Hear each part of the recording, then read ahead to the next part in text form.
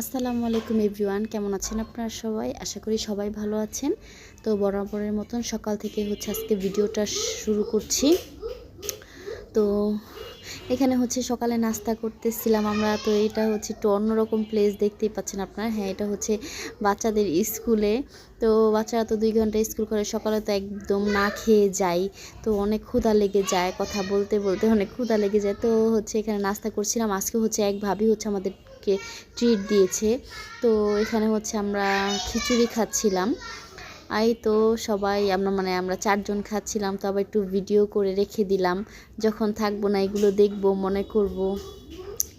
তো যাই হোক, এখানে পেঁয়াজ ভর্তা দেয়, সাথে একটা পেঁয়াজ ভর্তাটা দেয়নি। তো যেই ভর্তা দিয়েছে ওটা দিয়ে আমি খাচ্ছি। আমার কাছে পেঁয়াজ ভর্তাটা আর কি অনেক বেশি ভালো লাগে। আর এখানে বাসায় দুপুরবেলা আমি একটু মুরগি রান্না করব। তো আজকে মুরগিটা দেশি মুরগি ছিল। তো ওই মুরগিটা রান্না করব, তার জন্য আমি মশলাগুলো আর কি কষিয়ে নিচ্ছিলাম। তো এখানে ঈসা আমাকে হেল্প করতেছে, হেল্প তো না আর কি, আমি কাজ করতেছি, এখন সেও কাজ করবে আর কি, মতলব। তো আমি এখানে মশলাটা ঠান্ডা পানিতে গুলিয়ে নিব।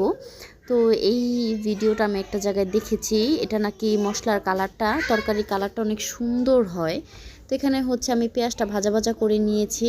তারপরে এখানে আমি একটু পানি দিয়ে দিলাম, আদা রসুন দিয়ে পানি দিয়ে দিলাম।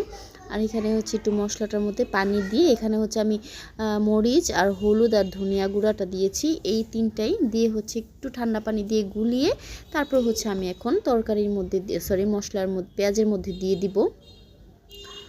এই তো এভাবে দিলে নাকি তরকারির রং অনেক সুন্দর থাকে। এই তো আমার গুলানোটা হয়ে গেল। তারপর আমি এখন ওই মশলাটার মধ্যে দিয়ে দিব। তারপর আমি মুরগিটাকে ভালো মতো ক্লিন করে নিব। দেখা গেছে দেশি মুরগি, আবার বাসায় কাটা মুরগি, দেখা গেছে একটু পশম টশম লেগে থাকে। আর এই তো দেখতে পাচ্ছেন মশলাটা কিন্তু অনেক সুন্দর লাগতেছে। তো আমিও প্রথমবার করলাম এরকম। তো সবসময় তো এমনিতে কড়াইয়ের মধ্যেই মশলা আমি সব কিছু দিয়ে দিই। তো এই ফার্স্ট টাইম এভাবে মশলাটা গুলিয়ে তারপরে আমি পেঁয়াজের মধ্যে দিলাম। দেখি এখন থেকে এভাবে দেওয়ার চেষ্টা করব। তো আমার কাছে ভালোই লেগেছে, তরকারিটা অনেক সুন্দর হয়েছে, আমার রান্নার পরেও অনেক মজা হয়েছিল। আর এখানে আমাদের ফ্রিজ ভর্তি ছোট ছোট বোতল থাকে। একদিন আপনাদের সাথে আমি এটাও শেয়ার করব, মানে বাচ্চারা যেটা ছোট ছোট বোতলে যেটা পানি খায় বা কোক খায় সব ধুয়ে এগুলাকে ফ্রিজে রেখে দেয়। জানি না কেন, কিন্তু ওরা খায় না ঠান্ডা পানিগুলো, কিন্তু ওরা খায় না এগুলো। আমি কাজটা করি, যেমন কেউ আসলে ঠান্ডা পানি দেই বা শরবত টরবত বানানো হয়, তো ওরা খায় না। তো এখানে আমিও কিন্তু ঠান্ডা পানি অতটা খাই না। আর এখানে মুরগিটাকে আমি ভালো মতো ধুয়ে নিচ্ছিলাম। তো আর দেশি মুরগি ছিল, এটা আমি একটু ছোট ছোট পিসও করে নিয়েছি। আমার ধারণা ছিল দেশি মুরগি শক্ত থাকে গোস্তগুলো, এই কারণে আমি আরও ছোট ছোট পিস করে নিয়েছি, যাতে তাড়াতাড়ি সিদ্ধ হয়ে যায়।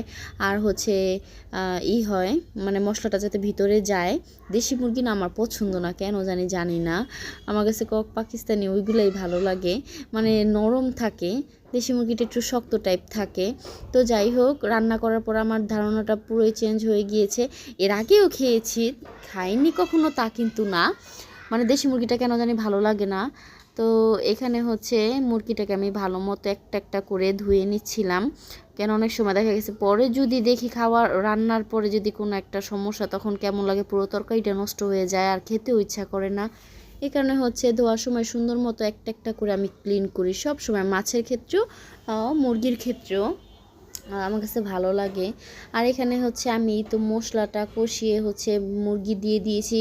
আজকে কিন্তু মুরগিটা রান্না করতে আমি অনেক টাইম নিয়েছি, মানে আস্তে আস্তে একদম মশলাটা কষিয়েছি একটু একটু পানি পানি দিয়ে, কেন মুরগিটা শক্ত থাকে দেশি মুরগি, এই কারণে। আর এখানে কিন্তু আমি গরম পানিটা ইউজ করেছি, কারণ ঠান্ডা পানিটা দিলে যদি দেখা গেছে তরকারির গোস্তটা আরও শক্ত হয়ে যায়, এই কারণে আমি একটু পানি গরম করে তরকারির মধ্যে দিয়ে দিলাম। তো আমার ভিডিওটা আপনাদের কাছে যদি ভালো লাগে অবশ্যই একটা লাইক কমেন্ট শেয়ার করবেন, চ্যানেলটা বেশি বেশি করে সাবস্ক্রাইব করবেন। তা যে পর্যন্ত দেখতে থাকুন ভিডিওটা। এই তো আপনাদের সাথে তো আর পরে শেয়ার করতে পারলাম না, তো আমার খেয়াল ছিল না, ওদের জন্য ভাত নিয়ে নিয়েছি।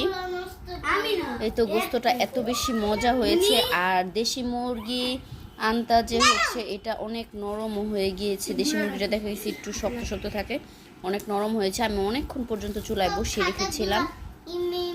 এটা কিন্তু অনেক মজা হয়েছে তরকারিটা।